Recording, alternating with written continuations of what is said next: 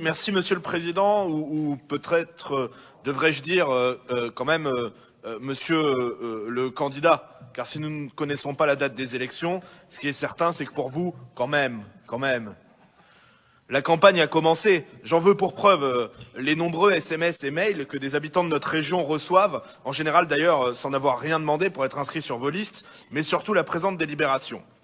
Alors, il aura donc fallu quand même 5 ans, vous fêtiez un anniversaire récemment manifestement, pour que vous nous proposiez un plan avec un peu d'envergure, mais voté en décembre pour janvier, un petit peu dans l'urgence quand même. Il faut dire qu'en matière de sécurité, depuis 5 ans, votre exécutif s'est surtout illustré par ses tâtonnements, pour ne pas dire quand même ses égarements.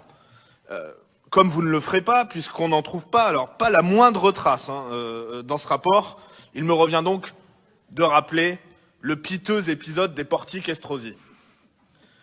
Dès le début de la mandature, et même pendant la campagne d'ailleurs, nous avions exprimé nos plus grands doutes quant à ce dispositif, dont l'efficacité nous semblait discutable, et surtout le coût démesuré.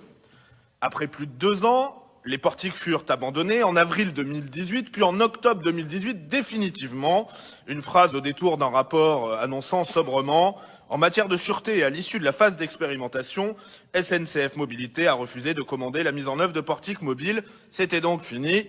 Fermez le banc. » Je dois vous rendre hommage pour cet abandon et votre lucidité, mais je dois aussi rappeler le coût de l'entêtement de votre exécutif.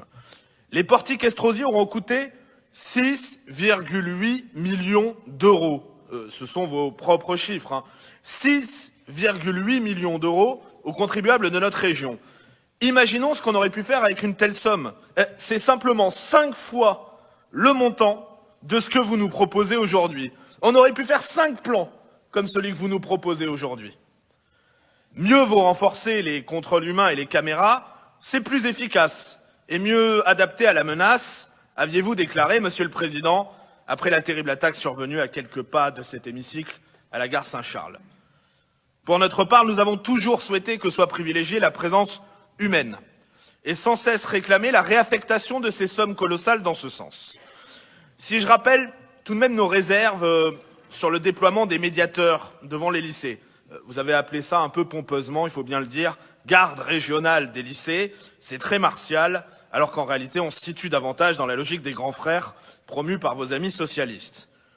Nous voterons bien sûr pour cette délibération et en tout cas avec ferveur pour ce volet concernant les transports. Alors, oui, nous ne sommes pas dupes des arrière-pensées électorales que peinera à masquer ce vote à quelques mois du scrutin. Pour autant, nous serons toujours au rendez-vous pour soutenir tout ce qui vise à réellement renforcer la sécurité des usagers et plus largement des habitants de la Provence, des Alpes et de la Côte d'Azur. Et nous aurons d'ailleurs grand plaisir à poursuivre cet effort et même à le renforcer quand nous arriverons à la présidence de cette région avec la création d'une véritable police régionale des transports. Je vous remercie.